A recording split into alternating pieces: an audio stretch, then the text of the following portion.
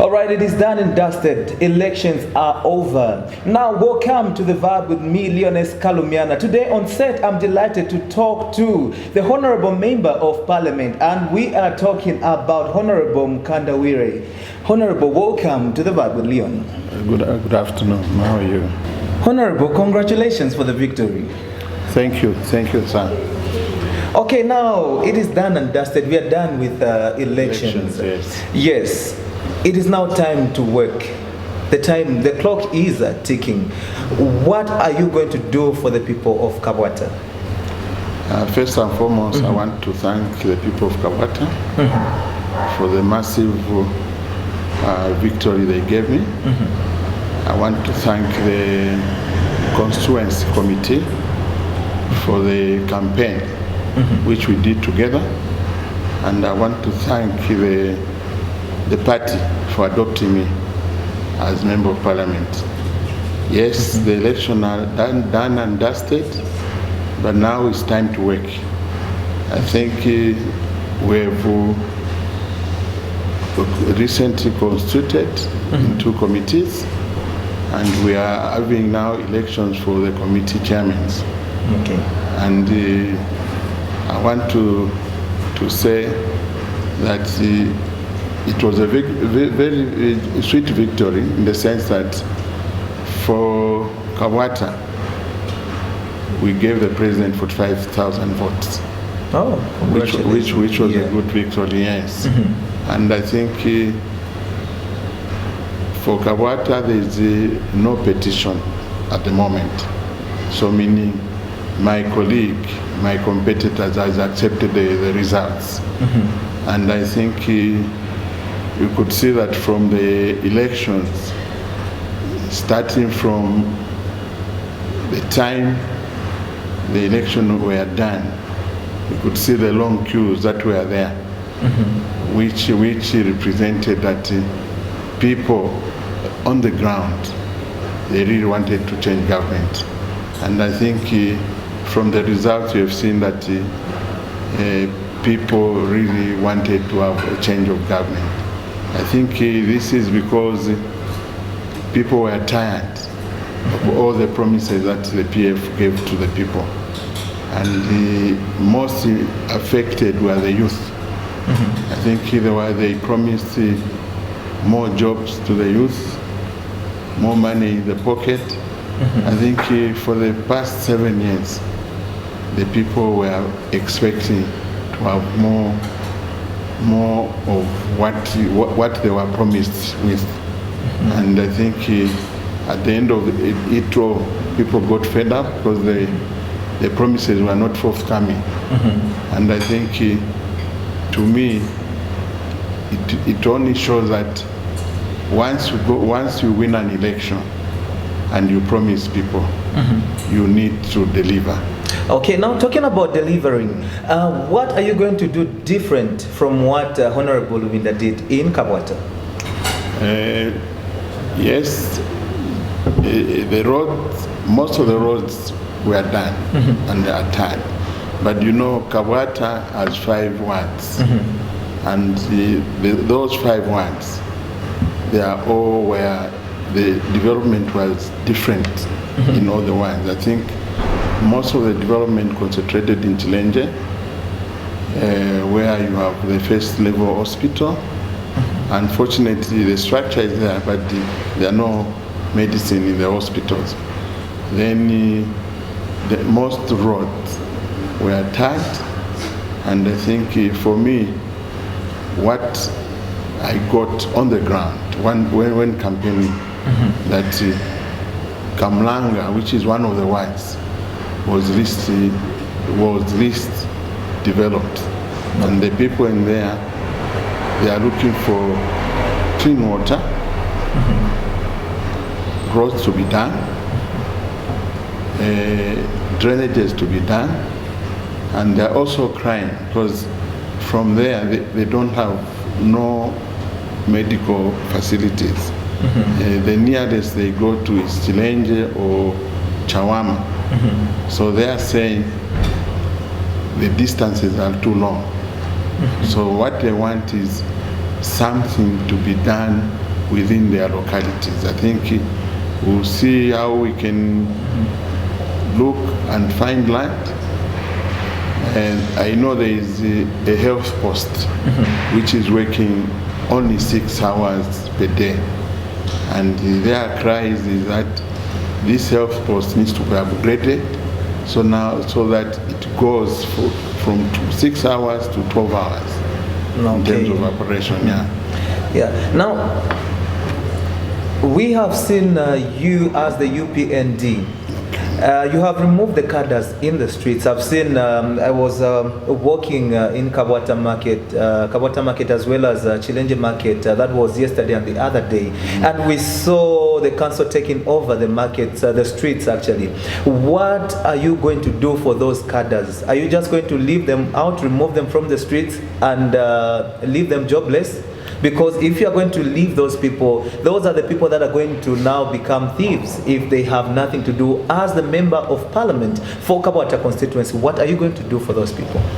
First and foremost, what is the plan? First and foremost, removing cadarism from the markets and bus stop is a policy direction.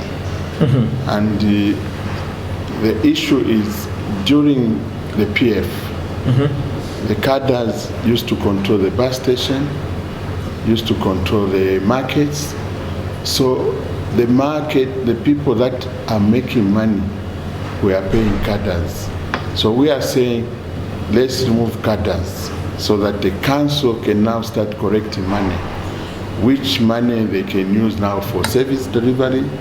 And I think you can see that this has been done. And I think it's been reinforced in the sense that no cadres are allowed to collect money. Because cadarism under PF, these were people who are not employed and they used to find employment by collecting money, exactly, from the people in the market or on the bus stop. So this has been stopped. And I want to mention that, yes, I know it's a problem. Yes. That we have a lot of young people unemployed out there, but the government has put in place. If you listen to the speech that the president gave on the 13th of September, which was when he was opening Parliament, he has actually created 2 ministries. Okay. The small scale medium industry ministry, which we encourage now that our cadres or the young people that are not employed, who have skills, certificates, they will be encouraged to form cooperatives. In the sense that the cooperative, once they form cooperative, they will be assisted through these ministries to get contracts and be self-employed. Then we have also got the other new ministry, which is the green environment in the ministry. This will look into for example, solar industry, meaning there are opportunities which have been made now that these people can still have a meaningful life by venturing into these new ministries, by forming companies, forming cooperatives, and then they can be part and parcel of the whole system. So the people in the country, the people of Kabwata constituency are expecting, let me just sum it up to maybe 3 things. They're expecting jobs, the economy, as well as free education. How are you going to make sure that that is done in Kabwata constituency? First and foremost, those 3 things you have said, they are policy issues, and I'm part of the member of parliament in Kabwata who will be part and parcel to implement the policies of free education, of employment, and the third one is? The third one, it's a free education. Free education. So once the cabinet has been constituted, which the president has constituted, we expect now the ministers responsible to look into the policy direction he has talked about. We are currently in the budget for 2021. So we are going to start sitting as parliament shortly, where we will now look at what are the budget implications for these new ministries that have been formed, so that the new ministries are well funded, and they should look at the unemployed sector. Okay. Do you think the issue of free education from pre to tertiary is attainable in your constituency? Is it attainable? As UPND, are you able to attain free education from pre to tertiary? Yeah, it's attainable because for any policy that the government has put in place, so they are planning that each policy statement has to be funded, and it has to have.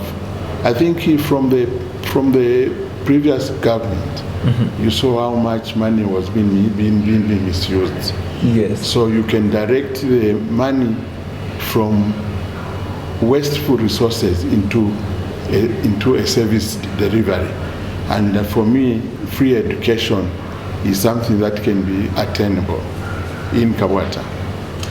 We heard of the issue in Parliament as well as from top government officials saying that there is no money in the coffers. Where is the money going to come from for that free education? First and foremost, Zambia is a rich country. We have so many resources. Talk of gold, talk of mukula, talk of the mines. We have rivers, we have land. So really, if we use the resources prudently, money will be found, and that money will be channeled to where it's intended to actually give the benefit to the people. And for me, yes, the coffers were empty, as the president said, so money has to be found so that this free education becomes a reality. The majority voters are the youths. The people who voted for you, the majority were the youths, seconded by women. Then the third was men, but the majority were the youths. What are you going to do for the youths in Zambia? Especially, let's just talk about your constituency in Kabwata constituency. Yeah. As I said earlier on, the youth needs now to go into productive sectors. We are encouraging them to form cooperatives, one, to take advantage of the new ministries that have been formed, so that through the new ministries, they will be able to find employment. Is your office accessible? Because usually what happens, you'd find that all those policies can be put in place, but if those offices are not accessible, if the youth are not aware of what they're supposed to do, where they're supposed to go, you'd find that they'll be languishing in the streets.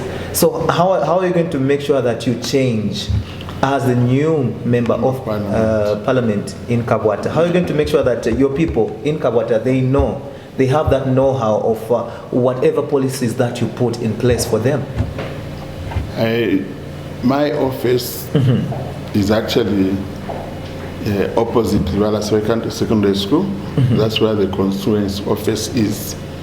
And I've set 2 days to meet the people. Okay. And most of the people that have come through are actually the young people. Some of them, they've already started forming cooperatives. Oh, that's good. And what they are looking for now is where are we going to get the funding?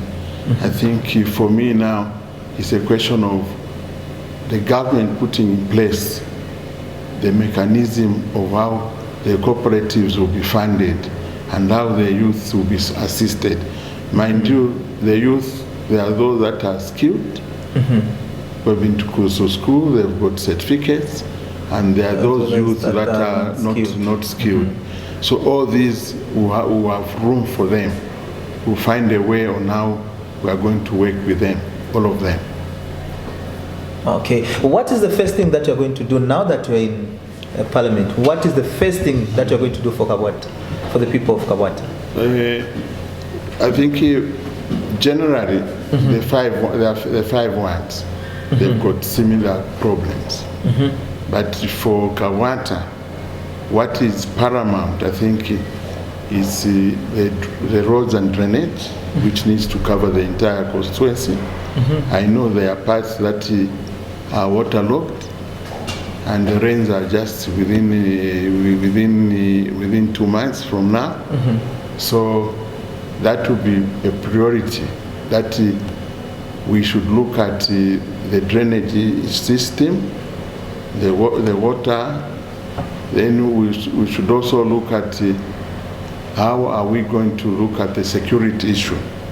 Security in the sense that people need to have police posts within their vicinity, within their locality. So we're going to look at those police posts and through the same issue like security. I think one of the issues that I want to tackle for Kabwata is the solar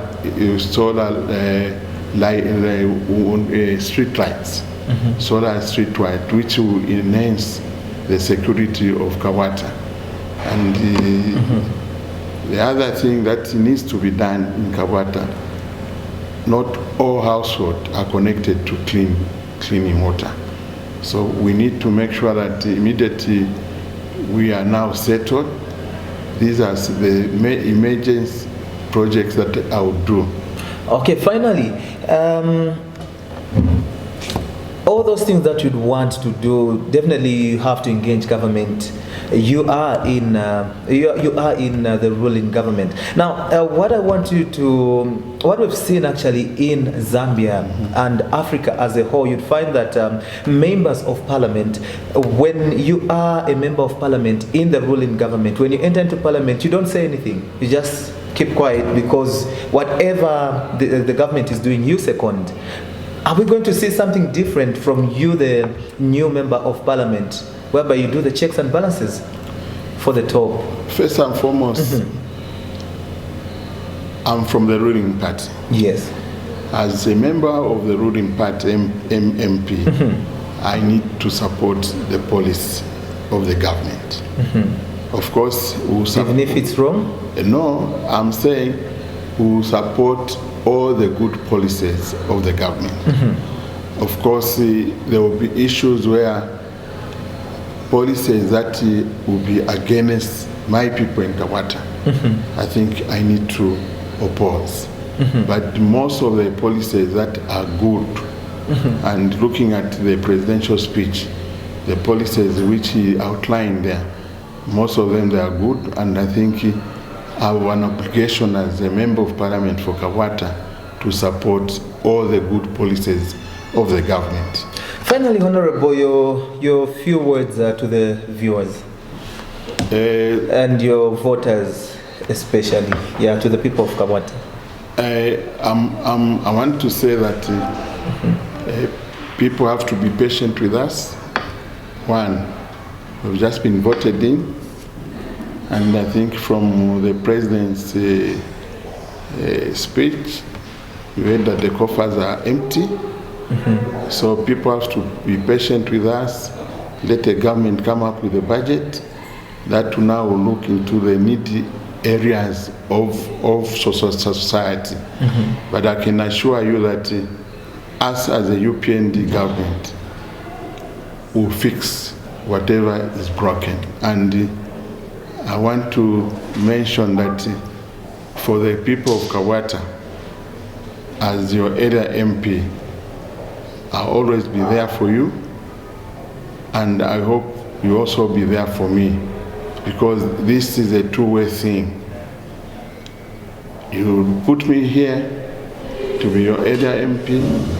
I also want to work for you as the elder MP for Kabwata. Right, I was talking to the newly Member of Parliament for Kabwata constituency, Honorable Mkandawire. My name is Leon S. Kalumiana. Thank you very much to my producer and the entire Crown Television. My name is Leon S. Kalumiana, and we are saying bye-bye. This is The Vibe with Leon.